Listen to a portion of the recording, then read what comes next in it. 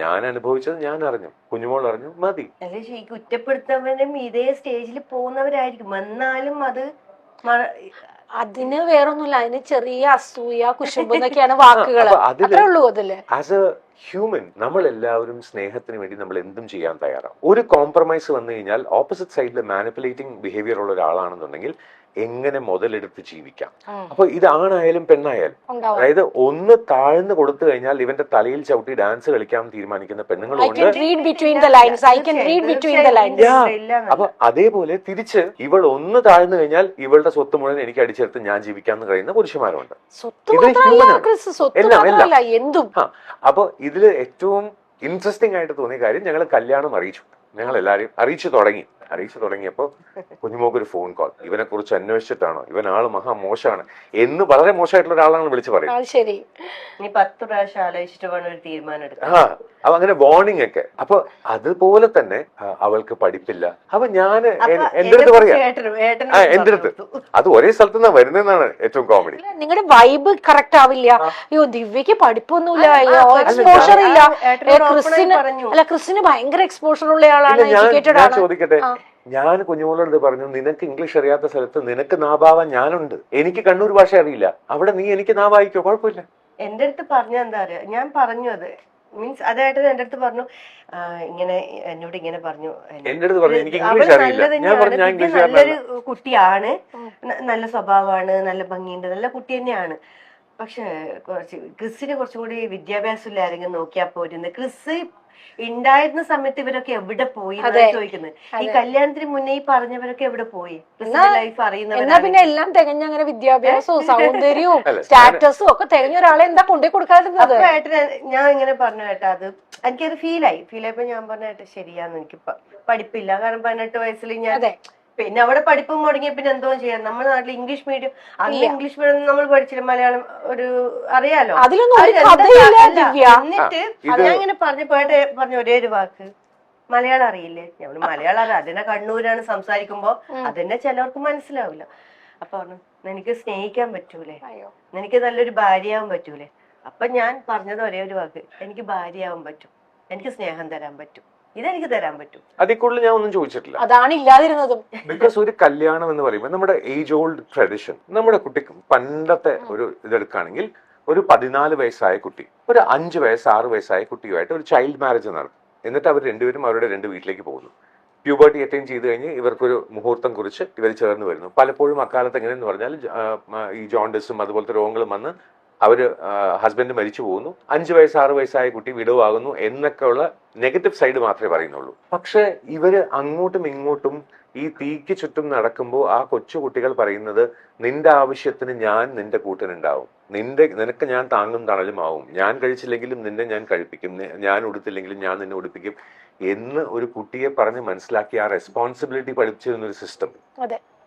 ഇത് വലുതായി കഴിഞ്ഞ ആൾക്കാർക്ക് എന്താ മനസ്സിലാവാത്തത്? ഞാൻ അഗ്നിക്ക് ചുറ്റും പോകുമ്പോൾ കുഞ്ഞുമോളുടെ കൈ പിടിച്ചിട്ട് അത് കഴിഞ്ഞിട്ട് ഞാൻ കാലിലെ കട്ടവിരൽ പിടിച്ച് ഞാൻ അമിയിൽ വെച്ചിട്ട് ഞാൻ പറയാണ്, അവിടെ ഇതാ നോക്കൂ, അരുന്ധതിയെ കാണൂ, അതുപോലെ നമ്മൾ ചേർന്നിരിക്കണം, എത്ര കാലം കഴിഞ്ഞാലും ചേർന്നിരിക്കണം, അതുപോലെ ഇരിക്കണം എന്ന് ഞാൻ പറയുകയാണെങ്കിൽ ആ വാക്കിന്റെ അർത്ഥം എനിക്ക് മനസ്സിലായിട്ട് മാത്രമേ ഞാനത് പറയാവൂ. ഞാൻ തീക്ക് ചുറ്റും എടുത്ത ആ സത്യങ്ങൾ, ആ സപ്തതി എന്ന് പറയുന്ന അതിനിടയ്ക്ക് ഞാൻ എടുക്കുന്ന ഈ കാര്യങ്ങൾ, കുഞ്ഞുമോക്ക് എന്താണോ ആവശ്യമുള്ളത്, I don't want her to be turning out to be a vegan or a vegetarian for me. Because ജീവിതകാലത്ത് എന്താണോ കഴിച്ചിട്ടുള്ളത് അത് തന്നെ കഴിക്കണം, എന്റെ മക്കളും അങ്ങനെ തന്നെ കഴിക്കണം, അത് വാങ്ങിച്ചു കൊടുക്കാൻ ഞാൻ ഉണ്ടാവണം. അതേപോലെ ഞാൻ കഴിക്കുന്നത് ഇനി മുതൽ നീ നോൺ വെജ് കഴിക്കണം എന്ന് ഇവരാരും പറയുന്നില്ല. അതിനേക്കാളും കൂടുതൽ എന്താണ് നല്ല ലൈഫ് ഉണ്ടാവുന്നത്? ക്രിസ്, ഞാനൊരു സമയത്ത് ഞാൻ ജസ്റ്റ് ഇങ്ങനെ റീൽസിൽ നോക്കിയപ്പോൾ ദിവ്യയുടെ കാലിൽ ചിലങ്ക് കെട്ടി കൊടുക്കുന്ന ക്രിസിന്റെ ഒരു വീഡിയോ ഞാൻ കണ്ടു. അത് കഴിഞ്ഞ് ദിവ്യ ഡാൻസ് ചെയ്യുന്ന വീഡിയോ. അതിന്റെ താഴെ സത്യം പറഞ്ഞാൽ ഞാൻ ഈ കമന്റ്സിനെ കാണുന്നത് ഒന്ന് നോക്കിയിട്ട് ആവശ്യമില്ലാത്തന്നെ അപ്പം തന്നെ എടുത്ത് കളയും. ഇപ്പൊ എന്നെയും ഒരുപാട് ബുള്ളി ചെയ്യുന്ന ആൾക്കാരുണ്ട്, പലതും പറഞ്ഞ്. പക്ഷെ നമ്മൾക്ക് അറിയാം എന്താണ് ശരി എന്താണ് തെറ്റ് എന്നുള്ളത്. നമ്മൾ ലോപ്പ് സൈഡഡ് 1 സൈഡഡ് ആയിട്ടല്ല ചിന്തിക്കുക. അപ്പൊ ആ കമന്റ് സെക്ഷനകത്ത് ദിവ്യക്ക് ഡാൻസ് ചെയ്യാൻ അറിയില്ല, മോഹിനിയാട്ടം എത്ര വർഷം കൊണ്ട് ചെയ്യേണ്ടത്, ഒരു സെമി ക്ലാസിക്കൽ മ്യൂസിക്കിന് ആണ് ചെയ്തത് അല്ലെ, വേഷം മാത്രമേ മോഹിനിയാട്ടത്തിന്റെ ഉള്ളൂ. അപ്പോ ഞാനപ്പോ അത് എനിക്ക് തോന്നിയൊരു കാര്യം ഇതാ, നമ്മൾക്ക് ഇഷ്ടമുള്ള കാര്യം ചെയ്യാം, നമുക്ക് അറിയുന്നത് പോലെ അത് ചെയ്യാം, അത് ആസ്വദിക്കേണ്ടവർക്ക് ആസ്വദിക്കാം, വേണ്ടാത്തവർക്ക് ദേ ഹാവ് ഓപ്ഷൻസ്. ഇതെന്താ വെച്ചാ ഇത് ഞാൻ പറയട്ടെ, ഇതിനിപ്പോ ഇവിടെ പറയാം, ആളാരാന്നൊന്നും ഞാൻ പറഞ്ഞില്ല. ഞാന് സത്യം പറഞ്ഞ ഏട്ടനെ പരിചയപ്പെട്ട സമയത്ത് എനിക്ക് ഏട്ടന് യൂട്യൂബ് ചാനൽ ഉണ്ടായിരുന്നു. അപ്പൊ അതിനെ നോക്കിയപ്പോ ഏട്ടൻ ഒരുപാട് പാട്ട് പാടിയിട്ട് കേൾക്കുന്നുണ്ട്. അത് ഭയങ്കരമായിട്ട് ഇങ്ങനെ ടച്ച് ചെയ്യും. ഇത് കരഞ്ഞിട്ടുണ്ട്, എത്രയോ പ്രാവശ്യം ഞാൻ കരഞ്ഞിട്ടുണ്ട്.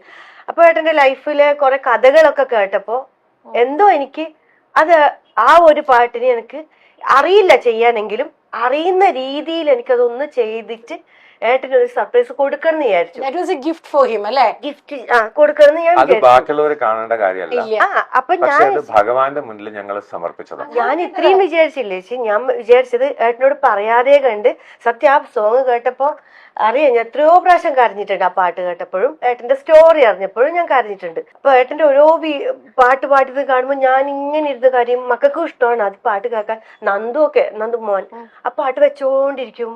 ഒരുപാട് സോങ് ഇങ്ങനെ വെച്ചിട്ട് പറയും, അപ്പൊ പാവല്ലമ്മ, അപ്പൊ എന്റെ മുഖം നോക്കിയമ്മ ഇങ്ങനെ പറയും. അപ്പൊ എനിക്കിങ്ങനെ അതെങ്ങനെയെങ്കിലും ഒരു സർപ്രൈസ് ആയിട്ട് കൊടുക്കണല്ലോ. എനിക്ക് ഡാൻസ് കളിക്കാൻ അറിയില്ല. അപ്പൊ ഞാനിങ്ങനെ ചേച്ചിയുടെ മോളോട് പറഞ്ഞു, എനിക്ക് ഇങ്ങനെ ഉണ്ട്, എനിക്കൊന്ന് പാട്ട് ഇതിന് എനിക്ക് ഡാൻസ് പഠിപ്പിച്ചു തരുമോ, വീഡിയോ കോൾ വിളിച്ചിട്ട്. അപ്പൊ അവക്ക് സമയമില്ല. മോളോട് പറഞ്ഞപ്പോ മോക്കും പറ്റുന്നില്ല. പിന്നെ ലാസ്റ്റ് രണ്ടും കെട്ട് ഞാൻ പറഞ്ഞു, ഏട്ടാ എനിക്ക് അതൊന്ന് ഡാൻസ് ചെയ്യാൻ ആഗ്രഹമുണ്ട്. അപ്പൊ ഏട്ടൻ തന്നെയാണ് രജനി ടീച്ചറുടെ അടുത്ത് എന്നെ ആക്കിയതും. ഞാൻ ഇങ്ങനെ ഒന്നും വിചാരിച്ചിട്ടില്ല. അപ്പൊ എനിക്ക് കയ്യും കാലമൊക്കെ വേറെ, ഇതൊന്നും ശരീരമൊന്നും വഴങ്ങുന്നില്ല. ചേച്ചി ചെയ്ത് ശീലമില്ലല്ലോ, വരുന്നില്ല. ഞാൻ ആത്മാർത്ഥമായിട്ട് പറയാണ്, ഇപ്പൊ മോഹിനിയാട്ടം ഒരു ക്ലാസിക്കൽ ഡാൻസ് പെർഫോമൻസിന്റെ ലെവലിലേക്ക് അത് ഉയർന്നില്ല എന്നുള്ളത് സത്യമാണ്. പക്ഷേ അത് മോഹിനിയാട്ടം അല്ല. ഇപ്പൊ നമുക്ക് അറിയാലോ, ഇപ്പൊ കൈ ഇപ്പം ഇങ്ങനെ വെച്ചാൽ ഞാൻ ഇത് ഇങ്ങനെയാണോ വെക്കേണ്ടതെന്ന് എനിക്കറിയില്ല. എത്ര പഠിപ്പിച്ചു തന്നാലും എന്റെ തലയിൽ അത് കയറണമെങ്കിൽ ഞാൻ ഇതിനെക്കുറിച്ച് ബേസിക് ആയിട്ട് അറിഞ്ഞിരിക്കണം. എനിക്ക് അറിയില്ല. ഞാനത് എല്ലാവരോടും പറഞ്ഞു എനിക്ക് അറിയില്ല. കൈ ഇപ്പൊ ഇവിടെ വെക്കണോ, ഇവിടെ വെക്കണം എന്ന് പറഞ്ഞാലും കളിക്കുമ്പോ എന്റെ കൈ ഓട്ടോമാറ്റിക്കായിട്ട് ഇവിടെ വരും. അത് അറിയാത്തത് കൊണ്ടാണ്. പക്ഷെ ഞാൻ അതേയല്ല എന്റെ ഏട്ടന് ഇപ്പൊ ഞാൻ പറഞ്ഞത് ഗുരുവായൂരപ്പൻ തന്നതാണ് ലൈഫ് എന്ന് പറഞ്ഞത്. ഇത്രയും പ്രശ്നങ്ങൾ സ്ട്രഗിൾ ചെയ്തപ്പോഴും ഒരാളും നല്ലൊരു വ്യക്തി പോലും എന്റെ ജീവിതത്തിൽ എനിക്കൊരു ലൈഫ് തരാമെന്ന് പറഞ്ഞിട്ടില്ല. എല്ലാരും എന്തിനായിരിക്കും വരുന്നത് അല്ലേ? പടം കണ്ടിട്ടോ അല്ലെങ്കിൽ ശരീരം കണ്ടിട്ടോ ആയിരിക്കും വരുന്നത്. പക്ഷെ ആത്മാർത്ഥമായിട്ട് കുടുംബജീവിതം എനിക്ക് മെയിനായിട്ട് എന്റെ മക്കളാ. ഞാൻ എപ്പോഴും പറഞ്ഞതാണ്, മക്കൾ സേഫ് ആവണം. അവർക്ക് എനിക്കൊരു ഐഡന്റിറ്റി വേണം. അല്ലാണ്ട് എത്രയോ പേര് കല്യാണം കഴിക്കുന്നതിന് മുന്നേ പറഞ്ഞിട്ട് എന്തിനാ കല്യാണം കഴിക്കുന്നത്, 2 കുട്ടികളായില്ലേ, എന്താണ് ഇങ്ങനെ ലിവിങ് ടുഗദർ ആയി നിന്നാ പോലെ. അതൊരിക്കലും എനിക്ക് ശാശ്വതമല്ല. ഇതെന്താ ടെസ്റ്റ് ചെയ്തിട്ട് വിടാൻ വേണ്ടിയിട്ടുള്ള സംഭവമൊന്നും അല്ലല്ലോ. എനിക്കൊരു ലൈഫ് വേണം. കാരണം എനിക്കൊരു ഐഡന്റിറ്റി വേണം. ഇതെന്റെ ഭർത്താവാണ്, 4 ആൾ അറിയണം നമുക്കിങ്ങനെ ഫാമിലി ഉണ്ട്. അല്ലാണ്ട് ഞാനിങ്ങനെ കൊണ്ടുപോയി എനിക്ക് ഒരു കാര്യമില്ല. നാളെ പിറ്റേന്ന് മോള് കല്യാണം കഴിക്കുമ്പോ ഇതാര് എന്ന് ചോദിച്ചാൽ എനിക്ക് ഉത്തരം പറയാൻ പറ്റണേ ചേച്ചി അല്ലേ? വളരെ ക്ലിയർ ആയിട്ടുള്ള സ്റ്റാൻഡാണത്. ഇതിന് ഒരു കാര്യം മനസ്സിലാവുന്നുണ്ട്. ഇവിടെ ദിവ്യ ഒരു കാര്യം മനസ്സിലാക്കും. നമ്മുടെ നാട്ടില് ഒരുപാട് എഡ്യൂക്കേറ്റഡ് ആയിട്ടുള്ള സ്ത്രീകൾ പോലും പറയാത്ത എന്തിനാണ് കല്യാണം കഴിക്കുന്നത്, വളരെ സെൻസിബിൾ ആണത്. എന്തിനാ കല്യാണം കഴിക്കുന്നത് ചോദിക്കുന്നത്. കല്യാണം കഴിയാത്ത ഒരു വ്യക്തിക്ക് വേണമെങ്കിൽ ടെസ്റ്റ് ചെയ്യാം, നമുക്കത് പറ്റൂല. എനിക്ക് 2 കുട്ടികളാണ്. എനിക്ക് ജീവിതം എന്ന് പറഞ്ഞാൽ കളിക്കാൻ വേണ്ടി ഇല്ല. ഇനി ലൈഫ് ഇല്ല ചേച്ചി, തീർന്നു. നല്ലൊരു ലൈഫ് കംപ്ലീറ്റ് എന്റെ തീർന്നു അല്ലെ? ഞാൻ പറയുന്നത് അങ്ങനെയല്ല, പേടിച്ചിരുന്നു അങ്ങനെ. ഞാൻ പറഞ്ഞങ്ങനെയല്ല. ഞാൻ നല്ലൊരു ലൈഫ് ആഗ്രഹിച്ചിട്ട് അതെനിക്ക് കിട്ടിയില്ല. ഞാൻ എപ്പോഴും പറഞ്ഞു, ഒരു 32 വയസ്സ് ആ സമയത്താണ് ഞാൻ ഈ വേണ്ടാന്ന് വെക്കുന്നത്. അത്രപ്പോഴും എനിക്ക് ആ ലൈഫ് മൊത്തം പോയി. എനിക്കൊരു നല്ല ലൈഫ് എന്ന് പറഞ്ഞ സംഭവം ഇല്ല. അത് കഴിഞ്ഞിട്ട് ഞാൻ ട്രിവാൻഡ്രത്തേക്ക് വരുന്നു, ഞാൻ കഷ്ടപ്പെടുന്നു. അപ്പോഴും മക്കളെ കുറിച്ച് ഓർത്തിട്ടാണ് എനിക്ക് ടെൻഷൻ. വീടില്ല, വാടക കൊടുക്കണം, അതടക്കണം, ഇതടക്കണം. കിട്ടുന്ന ചിലപ്പോ ഒരു മാസം വർക്കേ ഉണ്ടാവൂല, 2 മാസം ഉണ്ടാവൂല. ഈ സമയത്ത് ഞാൻ പറയുന്നത്, എനിക്ക് എന്നെ ബിന്ദു അമ്മ പത്തനംതിട്ടയിൽ ഇപ്പം ഏട്ടന്റെ വൈഫായിട്ട് ചെയ്യുന്നത് ബിന്ദു അമ്മയാണ്. അത് ഞാൻ വന്ന് ചേച്ചി ഉണ്ട് ആ സമയത്ത് ഷൂട്ട് ചെയ്യുമ്പോ 8000 രൂപയാന്ന് തോന്നുന്നു ബിന്ദുമ്മ എനിക്ക് തന്നത്. കൊടുക്കാൻ പോലും എനിക്ക് പറ്റില്ല. 2000 അങ്ങനെ ഞാൻ ചില്ലറാക്കിയത് പെൻഡിങ് വെച്ചിട്ടാണ് ഞാൻ കൊടുത്തു തീർത്തത്. എനിക്ക് ഞങ്ങള് പത്രമാറ്റ് ഓഫ് ഷൂട്ട് ടൈം ഉണ്ടല്ലോ, അപ്പോൾ കൂടുതലും പറയുമ്പോൾ ഞാനൊരു മൂത്ത മകനെ പോലെ, കാരണം ബന്ധുമ്മയുടെ മകനേക്കാളും 1 വയസ്സ് വ്യത്യാസമാണ് എനിക്കുള്ളത്. ഞാൻ അമ്മ തന്നെയാണ് വിളിക്കുന്നത്. അപ്പൊ രാവിലെ അമ്മ എന്ന് വിളിച്ച് ഞാൻ പോയില്ല എന്നുണ്ടെങ്കിൽ ദേഷ്യം വരും. ഓ നീ നേരത്തെ വേറെ എവിടെയോ പോയോ എന്ന് പറഞ്ഞ് അങ്ങനെ ദേഷ്യം കാണിക്കുന്ന കൊച്ചുകുട്ടികളുടെ സ്വഭാവം. എന്റെ അടുത്ത് ഇങ്ങനെ പറയും, കൃഷ്ണ അവരിങ്ങനെ പറ്റിച്ചു, കൃഷ്ണ ഇവരിങ്ങനെ പറ്റിച്ചു. ഇങ്ങനെ പറയുമ്പോ ആ പറയുന്ന ഒരാളുടെ വായിന്ന് അവൾ പാവമാണ്, അവൾക്ക് നല്ലൊരു ജീവിതം കൊടുക്കണം എന്ന് ദിവ്യയെ കുറിച്ച് പറയുകയാണെന്നുണ്ടെങ്കിൽ എന്റെ അമ്മ എന്നോട് പറയുന്ന പോലെയല്ലേ ഞാൻ കാണുന്നത്. തീർച്ചയായിട്ടും അപ്പൊ അത് അത്രത്തോളം വിശ്വാസവും സ്നേഹവും ഉള്ളത് കൊണ്ടാണ്. അന്ന് നമുക്ക് പെൻഡിങ് ആവുമല്ലോ പൈസ, നമുക്ക് പേയ്മെന്റ് ഒക്കെ കിട്ടാൻ ലേറ്റ് ആവും, അങ്ങനത്തെ സിറ്റുവേഷൻ ആയിരുന്നു ആ സെറ്റില് അല്ലെ. അപ്പോഴാണ് എനിക്ക് ടെൻഷൻ ഇങ്ങനെ, അപ്പോഴാണ് ബിന്ദു എനിക്ക് തന്നത് ആ പൈസ. ഒരിക്കലും ഞാൻ മറക്കൂല അത്. അതുപോലെ തന്നെ ദിവ്യ, എനിക്ക് തോന്നുന്നു ആ സമയത്ത് ബ്യൂട്ടീഷ്യൻ ബ്രൈഡലിനൊക്കെ പോവും അങ്ങനെയൊക്കെ. പിന്നെ പെയിൻ ഗസ്റ്റുകളെ നിർത്തിച്ചു. കാരണം പെയിൻ ഗസ്റ്റുകൾ നിർത്തിക്കാൻ കാരണം എന്ന് വെച്ചാൽ മക്കൾക്ക് ആളാവണം. ഞാൻ ലേറ്റായിട്ട് വീട്ടിലെത്തിയാലും മക്കൾക്ക് കുട്ടികളുണ്ടല്ലോ ഈ ചേച്ചിമാരെന്ന് പറഞ്ഞിട്ട്. അതുപോലെ തന്നെയായിരുന്നു ഞാൻ ഇപ്പോഴും ഞാൻ പറയുന്നത് പ്രിൻസി എന്ന് പറഞ്ഞ കുട്ടീനെ കുറിച്ചാണ്. പ്രിൻസി, മേഘ, ഇവരെ കുട്ടിയുടെ പേര് പെട്ടെന്ന് മറന്നു വരാം. അപ്പൊ ഈ പ്രിൻസി എന്ന് പറഞ്ഞ കുട്ടി അത്ര ഇവരെ അങ്ങനെയായിരുന്നു. ചേച്ചി ഞാൻ വീട്ടിൽ പോയി നിൽക്കും, അവള് വന്ന് നിൽക്കും, അമ്മേന്ന് വിളിക്കും. ആ ഒരു തന്നെയായിരുന്നു മക്കൾക്ക് അത്ര. അതുകൊണ്ട് ഞാൻ ഒരു 4 കുട്ടികൾ പെയിൻ ഗസ്റ്റ് ആയിട്ട് നിർത്തി. അവര് തരുമല്ലോ ചേച്ചി, നമുക്ക് വർക്കില്ലെങ്കിലും നമ്മൾ ഫുഡ് ഉണ്ടാക്കി കൊടുത്താൽ മതിയല്ലോ. നമ്മൾ ഉണ്ടാക്കുന്നതിൽ കുറച്ച് അധികം ഉണ്ടാക്കണം. അവർക്ക് നമ്മളെ വീട് പോലെ തന്നെ അവർക്ക് എടുത്ത് കഴിക്കാം. അത് എനിക്ക് ആശ്വാസമാണ്. ഞാൻ ഷൂട്ടിനും പോയിട്ട് വരുമ്പം എന്റെ മക്കൾക്ക് വീട്ടിൽ ആളുണ്ട്, കൂടെ പുറപ്പുകളെ പോലെ ആളുണ്ട്, 2 വാക്ക് പറഞ്ഞു കൊടുക്കാൻ അതിന് ആളുണ്ട്. പക്ഷെ അവരൊക്കെ വലിയ പഠിക്കുന്ന മക്കളാ, എനിക്കതില്ല. പിള്ളേർക്ക് പറഞ്ഞു കൊടുക്കാൻ പറ്റുന്നില്ല. അങ്ങനെയൊക്കെ ഇല്ല. ഇപ്പോഴും ഞാൻ പറഞ്ഞത്, ഞാൻ നന്ദു എനിക്ക് പറഞ്ഞു കൊടുക്കാനോ അതിനുള്ള വിദ്യാഭ്യാസം ഇല്ല. അപ്പൊ മറ്റുള്ള കുട്ടികൾക്ക് ഇങ്ങനെ ഇംഗ്ലീഷും അറിയതെല്ലാം പഠിക്കുമ്പോ എനിക്ക് വിഷമാണ്. ഞാനിങ്ങനെ ആയതുകൊണ്ടല്ലേ എന്റെ മക്കൾ ഇങ്ങനെ ആയത്. ദിവ്യ കരയരുത് ദിവ്യ ഭാഗ്യവതിയാണ്. അത്രയും വേദനകൾ അനുഭവിച്ചിട്ട് അവസാനം ദിവ്യക്ക് ഗുരുവായൂരപ്പൻ വിളിക്കുന്ന ആ ഭഗവാൻ തന്നെയാണ് ഇത്രയും നല്ല ഒരു ജീവിതം തന്നത്. ഇനി കരയരുത്, ദയവ് ചെയ്ത് ഇനി കരയരുത്. ഞാൻ ലെറ്റ് മീ ആഡ് സംതിങ്. നമുക്ക് തിരുക്കുറലില് ഒരു സ്റ്റേറ്റ്മെന്റ് ആണ്, ഈന്ത്ര പൊഴുതൻ പെരുതുവക്കം തൻ മകൻ സാൻറോൺ എന്ന് കേട്ടതായി. ഒരു അമ്മയ്ക്ക് കുഞ്ഞ് ജനിക്കുമ്പോൾ ഉണ്ടാകുന്ന സന്തോഷത്തിനേക്കാൾ വലുത് ആ മകൻ അല്ലെങ്കിൽ ആ മകൾ നല്ലവനാണ്, നല്ലവളാണെന്ന് മറ്റുള്ളവർ പറയുമ്പോഴാണ്. തീർച്ചയായും. അപ്പോ അതില് എന്റെ മക്കൾ അങ്ങനെ വളർന്ന് കുഞ്ഞുമോക്ക് നല്ല പേര് എടുത്തു കൊടുക്കും എനിക്ക് തീർച്ചയുണ്ട്. കാരണം അത്രത്തോളം ജീവിതത്തില് കുഞ്ഞുമോൾ അവർക്ക് വേണ്ടി സാക്രിഫൈസ് ചെയ്തിട്ടുണ്ട്. ഞാനിപ്പോഴും ഞാൻ ദേവിയോട്, മോനോട് ഞാൻ ചോദിക്കാറുണ്ട്, നീ ഇപ്പൊ ഈ ചെലവാക്കിയത് എത്ര ആണെന്ന് അറിയാമോ? ഇപ്പൊ ഇത്ര പാക്കറ്റ് പാല്, അതായത് ഇത്ര ദിവസം പാല് വീട്ടിൽ വാങ്ങിക്കുന്ന അത്രയുമാണ് ഇത് ചെലവായി പോയത് എന്നൊക്കെ പറഞ്ഞ് മനസ്സിലാക്കുമ്പോൾ maybe he's getting to understand എനിക്ക് ഈ അമ്മ എന്താണ് എന്ന് അവർ മനസ്സിലാക്കണം. പലപ്പോഴും ഇക്കാലത്തെ കുട്ടികൾക്ക് അമ്മമാരെന്ന് പറയുന്നത് അവർക്കൊരു ഇറ്റ്സ് മോർ ലൈക്ക് എ പിൻകുഷൻ. അവരുടെ ദേഹത്ത് വരുന്ന സൂചിനെ കുത്തി മാറ്റാനുള്ള ഒരു പിൻകുഷൻ മാത്രമായി പോകുന്നു അമ്മമാര്.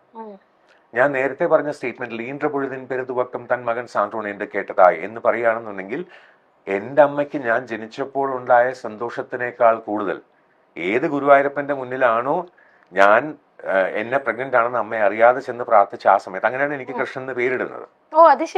ഗുരുവായൂർ വെച്ചിട്ടാണ് അമ്മ അറിയുന്നത്. അപ്പൊ ആ സന്തോഷം എന്റെ മകള് കൃഷ്ണനായിട്ട് ഇന്നലെ കളിച്ച ഡാൻസ്, കുഞ്ഞുമോൾ ഇന്നലെ കളിച്ച ഡാൻസ്, അത് കണ്ട് അമ്മയ്ക്ക് പണ്ട് ഡാൻസ് കളിക്കണം എന്ന് ആഗ്രഹം ഉണ്ടായിരുന്നു. അമ്മ പണ്ട് ഡാൻസ് കളിച്ചിട്ടുണ്ട്. അപ്പൊ അമ്മയുടെ കയ്യിൽ നിന്ന് ചെലങ്ക വാങ്ങിച്ചു. ഞാനത് പറഞ്ഞത് അതുകൊണ്ട് തന്നെയാണ്. എനിക്ക് ലൈഫിൽ ഒരു ഫുൾ സർക്കിൾ വരണം എന്നുണ്ടെങ്കിൽ അമ്മയ്ക്ക് ഒരു ഗുരുസ്ഥാനത്ത് നിന്ന് ചെലങ്ക എടുത്ത് കൊടുക്കാനുള്ള ഒരു അവസരം അത് എന്റെ കുഞ്ഞുമോളും മോളും സാധിച്ചു. അത് കർമ്മ എന്ന് പറയുന്ന ഒരു കാര്യത്തില് നമ്മൾ എല്ലാരും ഞാൻ വിശ്വസിക്കുന്നുണ്ട്. അതുകൊണ്ട് തന്നെ ആയിരിക്കാം അതിങ്ങനെ കറങ്ങി തിരിഞ്ഞ് അതിലെടുത്ത്. അതേപോലെ കുഞ്ഞുമോക്ക് എന്താ കുടിക്കാൻ വേണ്ട ജ്യൂസ് വേണം എന്ന് പറഞ്ഞ് ജ്യൂസ് വാങ്ങിച്ചു വരുന്ന സമയത്ത് ഒരു ബോട്ടിൽ റോസ് മിൽക്ക് വാങ്ങിച്ചു കൊടുത്തു. കാരണം അമ്മ പണ്ട് ഹോട്ടലിൽ വന്നിട്ട് റോസ് മിൽക്ക് കുടിക്കാമായിരുന്നു പറഞ്ഞ് കരഞ്ഞൊരു കഥ ഞാൻ എഴുതിയിട്ടുണ്ട് ഒരു ബുക്കിൽ. അപ്പോ എനിക്ക് these moments are very special to me. Kunjumol എനിക്ക് തരുന്നത് എന്താണെന്ന് കുഞ്ഞുമോൾക്ക് അറിയില്ല. കാരണം ഞാൻ ഒരു ആയുഷ്കാലം മുഴുവനും ഞാൻ ലോകം മുഴുവനും എല്ലാവരുടെ എല്ലാ ഋഷിമാരുടെ അടുത്തും സന്യാസിമാരുടെ അടുത്തും തെണ്ടിയാലും കിട്ടാത്ത സന്തോഷം ചുമ്മാ ഇങ്ങനെ ഒരു പ്ലാറ്റർ വെച്ച് തരികയാണ് കുഞ്ഞുമോൾ. അപ്പൊ അത് എന്താണെന്നുള്ളത് may be she will understand later. അതിനപ്പുറത്തേക്ക് എനിക്ക് വേറെ കിട്ടാനൊന്നുമില്ല, ഒന്നും കിട്ടാനില്ല. ക്രിസ് എല്ലാം ഉണ്ടായിട്ടും ഒന്നും ഇല്ലാത്ത പോലെ ജീവിച്ചിരുന്ന ആളായിരുന്നു. ഇത് ഞാൻ നേരത്തെ പറഞ്ഞ ആ സ്റ്റേറ്റ്മെന്റ് തന്നെ ഈ ബാക്കി കുഞ്ഞുമോളെ ദ്രോഹിക്കാനോ അല്ലെങ്കിൽ എന്നെ ദ്രോഹിക്കാനോ സമയം കണ്ടെത്തിയ ആ മഹത് വ്യക്തികൾ, ഞങ്ങളുടെ ജീവിതം പഠിപ്പിച്ച ആൾക്കാർ, അവരുടെ ലൈഫിലൊന്നും ആലോചിച്ചു.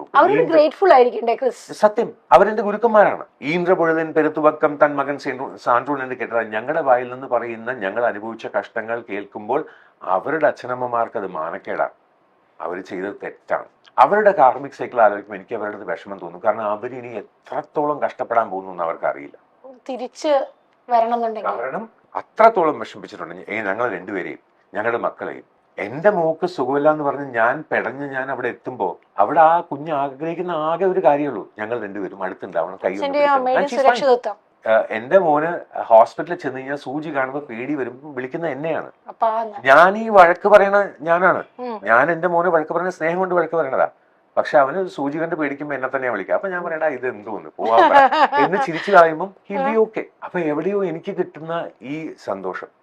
അച്ഛൻ ഹീസ് ഓൾമോസ്റ്റ് ഇപ്പൊ 86 അമ്മ 74. അപ്പൊ ആ പ്രായത്തില് അവര് രാത്രി 10 മണി വരെ ആ ഗുരുവായൂരപ്പൻ ഓഡിറ്റോറിയത്തിൽ നിന്ന് പ്രോഗ്രാം കണ്ടിട്ട് ഞങ്ങളുടെ കൂടെ ഫോട്ടോ എടുക്കാൻ നിൽക്കുമ്പോൾ എന്റെ ലൈഫ് ഫുള്ളായി. അമ്മ പണ്ട് ഡാൻസ് കളിക്കണം എന്ന് ആഗ്രഹിച്ച അമ്മയുടെ